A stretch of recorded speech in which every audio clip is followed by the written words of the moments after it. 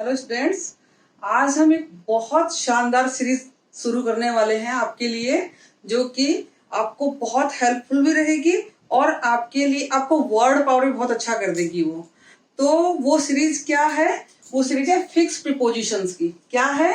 Fixed prepositions की। Fixed preposition की series हम इसलिए शुरू कर रहे हैं स्टूडेंट्स की, एक तो इसमें बहुत सारे प्रीपोजिशंस को यूज करना होता है जिनको हम एक साथ या एक वीडियो में नहीं कर सकते हैं, तो इनको हमें सीरीज में ही शुरू करना पड़ेगा। और दूसरी बात यह कि छोटे छोटे वीडियोज होंगे तो आपको याद करने में, लर्न करने में, सीखने में सुविधा रहेगी। लंबा वीडियो होगा तो आप इसको नहीं सीख पाएंगे, और छोटे वीडियोज होंगे तो आप कोई भी काम करते हुए भी ईयरफोन कान में डाला और सुनते भी रहेंगे तो ये आपका बहुत इंप्रूव हो जाएगा टॉपिक। एक तो इससे आपके वोकेबुलरी बहुत अच्छी हो जाएगी, और दूसरा आपको ये पता पड़ जाएगा कि किस वर्ड के साथ में कौन सा प्रीपोजिशन यूज होता है। तो इसके लिए मैंने इसको अलग अलग सीरीज में, इसको अलग अलग वीडियोज में बनाने का निश्चय किया है, और आपको बहुत इससे बेनिफिट होने वाला है। तो आप इसको दिन में 2 बार, 3 बार, 4 बार, जितनी बार आप सुन सके सुनते रहना। कोई भी दूसरा काम भी कर रहे हैं आप तो ईयरफोन डाल के आप इसको सुनते रहना, ताकि ये आपको सुनते सुनते ही बाय हार्ट लर्न हो जाएंगे। इसके लिए आपको एक्स्ट्रा एफर्ट नहीं लगाना पड़ेगा, और ये कोई ऐसी चीज नहीं है कि आपको देखना भी पड़े साथ साथ। इसको तो सिर्फ आपको सुनना है, और सुनने के साथ साथ प्रोनाउंस करना है आपको, ताकि आपका प्रोनाउंसिएशन भी अच्छा हो जाए और आपको लर्न भी हो जाए, आपके वोकेब भी अच्छी हो जाए, वर्ड पावर आपका स्ट्रॉन्ग हो जाएगा।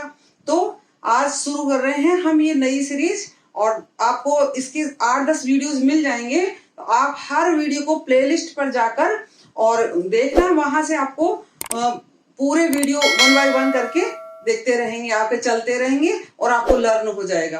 तो इससे आपको बहुत इजी हो जाएगा। कहीं भी आप सफर में भी जा रहे हैं तो आप बैठे बैठे सुन सकते हैं, या कहीं भी आप बैठे हैं तो कोई दूसरा काम हाथ से कर रहे हैं तो आप सुन सकते हैं और याद कर सकते हैं। तो अब स्टार्ट कर रहे हैं अपन अपना फर्स्ट फिक्स्ड प्रीपोजिशन का वीडियो। आज मैंने बहुत सारे वर्ड्स आपके लिए इकट्ठे किए स्टूडेंट्स। सारे वर्ड को मैंने कलेक्ट कर लिया, उन सारे वर्ड्स को जिनका एक ही अर्थ निकलता है, सेम अर्थ निकलता है। ये एक दूसरे के सिनोनिम्स भी हो सकते हैं, यानी एक दूसरे के पर्यायवाची भी हो सकते हैं ये, और इनका सेम अर्थ निकलता है। तो जैसे हम देखते हैं विश। विश का क्या मतलब है? किसी चीज को चाहना, इच्छा करना किसी चीज की। एस्पायर्ड का भी यही मतलब है, डिजायर्ड का भी यही मतलब है, लॉन्ग्ड का भी यही मतलब है, कोई बहुत लंबे समय से किसी चीज की इच्छा हो वो। एपेटाइट, एपेटाइट का मतलब वैसे तो क्या है? भूख, लेकिन कई बार हम क्या बोलते हैं? ये प्रशंसा का भूखा है, मतलब इसको प्रशंसा की बहुत ज्यादा चाहत है। तो ये एपेटाइट वर्ड भी इसी में ही आता है, अर्डेंट डिजायर में ही आता है ये भी। और थर्स्ट, कभी कभी बोलते हैं ना कितनी प्यास है इसको अपनी प्रशंसा सुनने की, तो वहां पर ये चीज जो है वो ही बता रही है कि इसकी डिजायर है, इसकी इच्छा है कि इसके प्रति ये काम इसके अनुसार हो। पैशन, ये भी इसको ही, इच्छा को ही दर्शाता है, इच्छा रखना। क्रेव्ड, क्रेव्ड भी एक तरह से इच्छा, या कोई खाने पीने की वस्तु के प्रति जो हमारा आकर्षण होता है, इच्छा होती है। तो जैसे पिज्जा खाने की आपकी इच्छा है तो आप क्या वर्ड यूज करेंगे? क्रेव्ड यूज करेंगे उसके लिए। I am craving for pizza. जैसे अर्ज्ड, अर्ज्ड भी वो ही चीज है, किसी चीज की इच्छा होना, तमन्ना होना। पाइन भी वही है, और यर्न, यर्न का मतलब भी लालसा होना। तो ये सारे जो वर्ड्स हैं ये एक ही बात को बताते हैं, इच्छा रखना। किसी भी रूप में, किसी भी तरीके से, कोई भी रूप में इच्छा होती है, उनको ये सारे वर्ड्स जो है डिफाइन करते हैं। तो जब सबका मतलब एक है तो सबके साथ प्रीपोजिशन भी एक ही सेम है। For, wished for, aspired for, desired for, longed for, appetite for, thirst for, passion for, craved for, urged for, pined for, yearned for। अब ध्यान दीजिए, अगर एग्जाम में मान लीजिए आपको आईएनजी फॉर्म आ जाती है इनमें से किसी की, तो भी सेम प्रीपोजिशन लगेगा। आईएनजी फॉर्म आने से इसका प्रीपोजिशन चेंज नहीं होगा, क्योंकि इसका मतलब तो वो ही रहेगा ना। चेंज होगा तो ओनली टेंस चेंज होगा।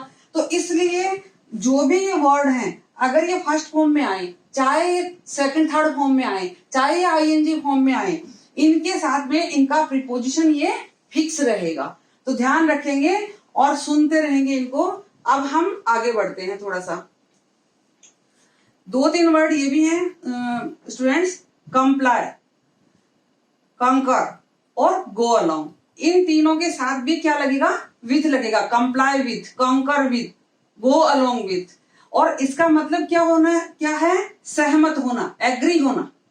क्या है इसका मतलब? सहमत होना। कंप्लाई विथ, सहमत होना। कंकर विथ, सहमत होना। गो अलोंग विथ, किसी से सहमत होना। तो इन तीनों वर्ड के साथ भी विथ ही लगेगा और इन तीनों का मतलब भी एग्री होना होता है। तो आप बार बार इनको सुनोगे तो याद हो जाएंगे आपके, बार बार प्रोनाउंस करोगे तो स्टूडेंट्स कुछ ये और वर्ड्स हैं जो कि एक दूसरे के सिनोनिम्स हैं। तो अब देखते हैं हम क्या है ये word. Related, pertinent, befitting, linked, cognate, pertaining, relevant, appropriate और एप्लीकेबल। इन सभी का अगर देखा जाए तो एक ही मतलब निकलता है, संबंधित। सभी का क्या मतलब निकलता है? संबंधित, एक दूसरे से किसी ना किसी रूप में लिंक करने के लिए, जोड़ने के लिए ये वर्ड यूज किए जाते हैं। कोई किसी चीज से संबंधित वर्ड होता है, कोई किसी चीज से, तो इनका जो अर्थ निकलता है वो निकलता है संबंधित। जैसे रिलेटेड का तो आपको अच्छे से मालूम है कि संबंधित है ही है। पर्टिनेंट का भी यही है। बी फिटिंग का किसी ओकेजन से संबंधित कोई बात कहनी हो तो बी फिटिंग वर्ड यूज किया जाता है। अप्रोप्रिएट भी इसी की तरह वो ही मतलब है अप्रोप्रिएट का भी, कि कोई अगर कोई ओकेजन को लेके हम उस पर डिस्कस कर रहे हैं, उससे संबंधित कोई बात कर रहे हैं, तो वहां हम अप्रोप्रिएट वर्ड यूज करेंगे, बिफिटिंग वर्ड यूज करेंगे। ऐसे ही लिंक्ड का मतलब भी वही, किसी चीज से जुड़ा हुआ, किसी चीज से संबंधित। कोग्नेट का मतलब भी वही, जुड़ा हुआ, वही अप्रोप्रिएट का सिनोनिम्स है, ये भी वही मतलब है, जुड़ा हुआ। पर्टेनिंग का भी यही मतलब है और रिलेवेंट का भी यही मतलब है। इन अप्रोप्रिएट का और एप्लीकेबल का सब एक ही मतलब निकलता है, संबंधित। और एक ही मतलब निकलता है तो एक ही प्रीपोजिशन इनके साथ आना है, to. Related to, pertinent to, befitting to, सबके साथ में कोग्नेट टू, लिंक टू, सबके साथ में वही टू लगना है। तो आप बार बार इनको सुनेंगे ना तो आपको ये बहुत अच्छे से लर्न हो जाएंगे, बाय हार्ट लर्न हो जाएंगे। आपको ज्यादा इनके लिए एफर्ट लगाने की भी जरूरत नहीं पड़ेगी। और मैं पूरा ये फिक्स्ड प्रीपोजिशन का एक पूरा सीरीज बना रही हूँ, 8-10 वीडियोस बनाऊंगी मैं, क्योंकि एक साथ तो बनाने से लंबा बन जाता है ना। छोटे छोटे वीडियोस आपको मिलेंगे। और आप मेरे चैनल को सब्सक्राइब करना। मेरे चैनल को सब्सक्राइब करने के बाद में आप प्लेलिस्ट पे जाना, वहां पे आपको फिक्स्ड प्रीपोजिशन का सारे जो लेक्चर हैं वो 1, 2, 3, 4 की सीरीज में मिल जाएंगे। तो आपको इजी रहेगा कि एक दिन कोई वीडियो देखा, एक दिन कोई वीडियो देखा, और इस तरीके से आपके ये वर्ड पावर भी स्ट्रॉन्ग होगा और आपके प्रीपोजिशन का टॉपिक बिल्कुल क्लियर हो जाएगा। और अपने फ्रेंड्स में भी शेयर करना बच्चों, देखना, उनको पूछना कि उनको इन वर्ड्स का मतलब आता है क्या, कि नहीं आता है, उनको पता है क्या कि इन वर्ड्स के साथ में कौन सा प्रीपोजिशन यूज होता है। तो इस तरीके से आप उनसे डिस्कस करेंगे तो आपका और भी स्ट्रॉन्ग हो जाएगा ये टॉपिक। तो अगर आपको ये वीडियो पसंद आया हो तो लाइक जरूर करना, और चैनल को सब्सक्राइब नहीं किया हो तो जरूर सब्सक्राइब कर लेना। और अपने कमेंट्स, अपने सजेशन भेजो, वो हमारे लिए बहुत बड़ा मोटिवेशन होता है। तो जरूर भेजना, वो आपको कैसा लगा वीडियो जरूर बताना।